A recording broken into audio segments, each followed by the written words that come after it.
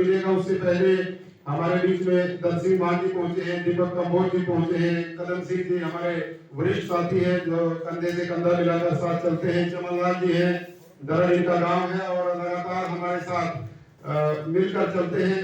और सबसे बड़ा मैं आभार अपने इंद्री के साथियों का करना चाहूंगा, विजय कंबोज जी, सुरेश हनेजा जी, गुंजन कहरवा जी और नरेंद्र धुमसी जी, सुनील जी और सीमा जी।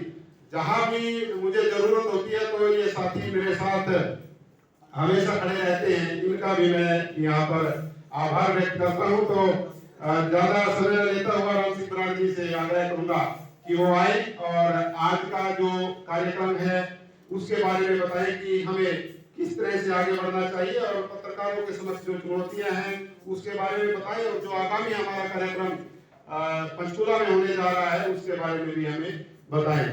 सरदार राम सिंह बराड़ जी आए और अपना बहुत बहुत धन्यवाद, तालियों के साथ स्वागत करें।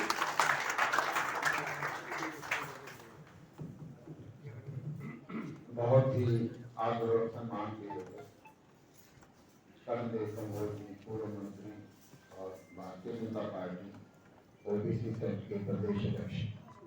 सबसे पहले तो मैं इनको 2 दिन पहले इन्होंने पिछड़ा वर्ग सम्मेलन किया जिसमें अमित शाह जी आए थे, उसकी सफल आयोजन के लिए इनको बहुत बहुत बधाई देता हूँ। बहुत बहुत कामयाबी के लिए इन्होंने बहुत मेहनत की और पूरे प्रदेश में लगातार घूम के पार्टी के लिए काम कर रहे हैं। ये चुनाव जीते तो भी मेहनत करते रहे, चुनाव में अगर कोई हार भी हुई तो भी मेहनत नहीं छोड़ी और लोगों के बीच आना जाना नहीं छोड़ा। एक सरल स्वभाव और बहुत अच्छे व्यक्तित्व के मालिक है। मैं सिन्हा साहब का, जम्मू साहब का, मैं कंबोज साहब को बताना चाहूंगा कि आपके साथ जम्मू जी बैठे, ये भी कंबोज जी है, ये भी कंबोज जी है। नैनाचार्य जी, अक्षक जी, डॉक्टर संधू जी, अजासन जी, राणा जी, मानसा, यशपाल जी, सारे साथियों का बहुत बहुत धन्यवाद। साथियों, पत्रकारिता का क्षेत्र एक ऐसा क्षेत्र हो गया है जिसमें हर वक्त चुनौतियां रहती हैं, हर वक्त एक बहुत ही दिनों दिन मुश्किल काम होता रहता है किसी भी पत्रकार के लिए। जैसे सिन्हा साहब ने बताया था, अक्षक जी ने बताया था कि पहले गांव के लेवल पे, छोटे कस्बे के लेवल पे कोई सूरत नहीं थी, फिर भी जोर लगा के पूरी मेहनत करके पत्रकारिता करते रहे। अब सूरतें तो बड़ी हैं लेकिन साथ साथ चुनौतियां बहुत ज़्यादा बड़ी हैं। इन चुनौतियों से कैसे पार पाना है साथियों, पत्रकारों के हितों के लिए कुछ साथियों ने जब मिलकर सबने ये जिम्मेवारी मुझे दी तो मैं इसको लगातार टालता रहा कि मैं बहुत बिजी हूँ, मेरी लाइफ बहुत बिजी है, मैं समय नहीं निकाल सकता और मैं ये कर नहीं पाऊंगा, आप किसी और साथी को दे दो, मैं साथ करूँगा। लेकिन जम्मू जी या कक्षक जी या बाकी साथियों का सबका एक ये कहना था कि बराड़ जी, आपको पत्रकारिता ने बहुत कुछ दिया जीवन में, जो कुछ भी दिया वो पत्रकारिता ने दिया और अब वापस पत्रकारिता को पत्रकारों के लिए लौटाने का समय आ गया है कि जीवन के इस पड़ाव में आप वापस पत्रकारिता के लिए कुछ अच्छा करके जाओ ताकि लोग याद रखें। साथियों, जो संगठनों की या यूनियनों की या हालत देखते थे, किसी ने संघ बनाया, संगठन बनाया, सबने अपने घर में एक एक रजिस्टर रखा हुआ है और कभी कोई चुनाव नहीं करना, किसी को कुछ और नहीं करना और एक 6 महीने साल बाद एक चिट्ठी लिख के डाल देनी कि जी मैंने ये भेज दिया, वो भेज दिया। ना तो उससे कभी कुछ हासिल होगा, ना कुछ हो सकता है और जो दूसरे हासिल करते हैं, मेहनत करते हैं, तो उसका क्रेडिट लेने की वो खाली कोशिश में रहते हैं। साथियों, जरूर क्रेडिट दें, हम सारा क्रेडिट उन लोगों को देते हैं जो घर में बैठे हैं और समय वो अध्यक्ष हैं, समय वो अपना संगठन चलाते हैं। साथियों, सबसे पहले हम जब संगठन नहीं भी इसमें थे तो भी हमने कोशिश की, हमारे ये देखने को मिलता था कि पत्रकार दिन रात मेहनत करता है, अखबारों से भी उसको ज़्यादा नहीं मिल पाता और वो अपना घर भी नहीं देख पाता, परिवार भी नहीं देख पाता, तो कम से कम जिंदगी के आखिरी समय में उसका कुछ भविष्य सुरक्षित रहे, उसके घर पार चलता रहे।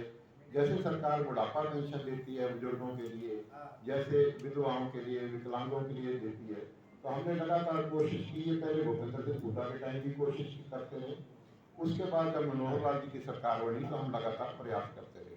चंडीगढ़ के साथी जब भी मिलना, जब भी कोशिश करना, तो ये प्रयास करते रहे पत्रकारों के लिए पेंशन शुरू की जाए। और मैं इस बात के लिए हरियाणा की सरकार का, भाजपा की सरकार का बहुत बहुत दिल से आभार व्यक्त करता हूँ कि देश में सबसे पहले उन्होंने पत्रकारों के लिए पेंशन शुरू की और 10,000 रुपये पेंशन शुरू की। अब 2017 में जब पेंशन शुरू हो गई तो फिर उसके बाद लगातार वो पेंशन 10,000 पे ही अटकी हुई थी। और उस 10,000 की जब पेंशन थी तो फिर हमने मनोहर लाल जी से मिले, तो उनसे उनके साथ साथ कभी PSCM को मिलना, कभी चीफ सेक्रेटरी को मिलना, कभी ट्रांसपोर्ट मिनिस्टर को मिलना, कभी बिजली मंत्री को मिलना, कभी बाकियों को मिलना, एग्रीकल्चर वाले मिनिस्टर को मिलना, सबसे लगातार जोर डालना कि जी आप इनसे जोर डाल के कैबिनेट में इसको थोड़ा उसको बढ़वाओ, क्योंकि अब पत्रकारों के लिए पेंशन काफ़ी कम रह गई है और 2017 वाली 2023 तक भी 10,000 ही चल रही थी। और हमारे इन सब के लगातार प्रयासों से सरकार ने इस पेंशन को बढ़ा के 15,000 करने का काम किया। हम इसके लिए भी आभार व्यक्त करते हैं। साथियों, पहले प्रदेश में कोई डिजिटल पॉलिसी नहीं होती थी पत्रकारों के लिए। कोई अपने तौर पे जिसने मर्जी अपना कोई चैनल ABC नाम रखा और जो मर्जी उस पर चलाना शुरू कर दिया, फिर पुलिस में मुकदमे होते, फिर उनका कहना कि जी हमारी मदद करो, हम भी पत्रकार हैं। तो हमारा सरकार से एक अनुरोध था कि एक आप डिजिटल पॉलिसी बनाओ, जैसे अखबारों के लिए, चैनलों के लिए, वो पॉलिसी बना के उन जो सोशल मीडिया के जितने भी साइट्स हैं उनको भी एक रजिस्टर करो, उनको भी जो अच्छे चलते हैं, जो साफ सुथरी पत्रकारिता करते हैं, उनको भी आप रजिस्टर करके उनको विज्ञापन भी दो, उनको एक्रीडेशन भी दो और एक्रीडेशन के नियमों को भी सरल करो। तो वो भी पॉलिसी बनाई, उसके लिए भी हम बहुत बहुत उनका सरकार का आभार जताते हैं। डिजिटल पॉलिसी बनाने के लिए बहुत बहुत धन्यवाद करते हैं कि इन्होंने एक बहुत अच्छी पॉलिसी बनाई। और हर पॉलिसी में कुछ ना कुछ खामियां भी होती हैं और वो जैसे एक बार बनना जरूरी है, और उसके बाद कोई खामी है तो धीरे धीरे वो भी रिमूव हो जाती है, ठीक हो जाती है। उसके साथ साथ ये था कि अगर कोई पत्रकार बीमार पड़ जाता है, अगर कोई पत्रकार किसी के स्वास्थ्य को लेकर जो दिक्कत आ जाती है तो उनको बड़ी परेशानियों का सामना करना पड़ता है। तो हमारे अनुरोध में सरकार ने पहले 5 लाख का, फिर 10 लाख रुपए तक का उनका पत्रकारों का इंश्योरेंस करवा के दिया, ताकि किसी को कोई अगर दिक्कत आए तो वो इलाज करवा सके। उसके साथ साथ साथियों, फिर हमने सरकार से कहा कि जब अगर वो इलाज करवाने जाता है तो उसके पास इतने पैसे नहीं होंगे कि किसी अच्छे अस्पताल में इलाज करवा पाए, तो आप उनको कैशलेस मेडिकल सुविधा दे दो और वो भी कर्मचारियों और अधिकारियों वाली दे दो, जो आम जो है वो ना दो, ताकि वो अपना ठीक से इलाज करवा लें। और इस बात को सरकार ने माना और उसकी घोषणा भी की, 4-5 बार घोषणा भी होगी। और जो बजट स्पीच की मनोहर लाल जी की पिछली, उस बजट स्पीच में भी उन्होंने कहा था कि हम पत्रकारों को जल्दी ही कैशलेस कार्ड दे देंगे। तो मेरा कंबोज साहब से आग्रह है और राणा साहब बैठे हैं कि ये जो पत्रकारों की कैशलेस वाली पॉलिसी है, ये पिछले 5-6 सालों से अटकी हुई है। ये लगभग 90-95% तक तो सिरे चढ़ गई है, फिर कहीं अटक जाती है। हम 5-6 दिन पहले मुख्यमंत्री जी से मिले थे, नायब सिंह जी से, हमने उनको ये सारी बातें बताई थी कि सर ये जो पॉलिसी बन गई थी सरकार की घोषणा है, और जब मुख्यमंत्री को घोषणा करता है या बजट स्पीच में कोई घोषणा होती है तो सरकार का नीतिगत फैसला, और नीतिगत फैसला हर हालत में इमीडिएटली लागू होना चाहिए। अगर वो अफसरों के लेवल पे इस टेबल से उस टेबल पे चली गई, फाइल उस टेबल से उस पे चली गई, तो उसका लाभ नहीं मिलता और धीरे धीरे फिर लोगों में नाराजगी पैदा होती है। तो इसको जल्दी से जल्दी इसको पूरा करवाया जाए। इसके साथ साथ कुछ और भी दिक्कतें थी, जैसे पेंशन वाली है, तो पेंशन वाली स्कीम में पहले सिर्फ 3 ही शर्तें थी कि पत्रकार की उम्र 60 साल होनी चाहिए, उसको 20 साल पत्रकारिता में होनी चाहिए और 5 साल उसकी एक्रीडेशन होनी चाहिए। उसके बाद अब धीरे धीरे इन्होंने जब 15,000 की 10 से, उसमें बहुत सारी शर्तें और जोड़ दी गई। उसमें ये भी अब कर दिया कि अगर किसी पत्रकार के खिलाफ कोई मुकदमा दर्ज हो जाएगा तो उसकी पेंशन बंद हो जाएगी। अब जाते जाते किसी का मोटरसाइकिल स्कूटर किसी से टकरा गया, उसने पर्चा दर्ज करवा दिया तो पेंशन बंद। अगर किसी का आपस में पड़ोसियों का झगड़ा हो गया, गाली गलौज हो गया तो पेंशन बंद।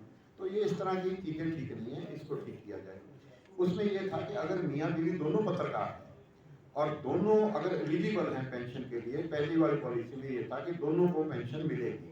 IAS अफसर अगर 2 मियाँ बीवी IAS है तो दोनों को पेंशन मिलती है। 2 कर्मचारी अगर सरकारी कर्मचारी हैं मियाँ बीवी तो दोनों को पेंशन मिलती है।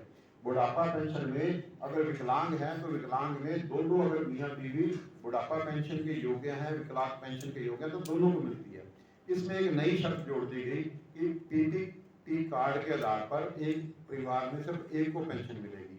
तो ये जाती है पत्रकारों के साथ, ये अपने मुख्यमंत्री जी को भी बताई थी, बाकी अधिकारियों को भी बताई थी और उम्मीद थी कि उन्होंने कहा था कि हम जल्दी इसको भी ठीक कर देंगे। इसके साथ साथ जो हमारे जिलों से दूसरी जगह से अखबार निकलते हैं चाहे वो लोकल दैनिक अखबार हैं, संध्या दैनिक हैं, वीकली अखबार हैं, पाक्षिक अखबार है, उनके पहले जो एडिटर थे या 2 लोग थे वो सीए की रिपोर्ट देते थे और उस सीए की रिपोर्ट पे उनके एक्रीडिटेशन हो जाया करते थे।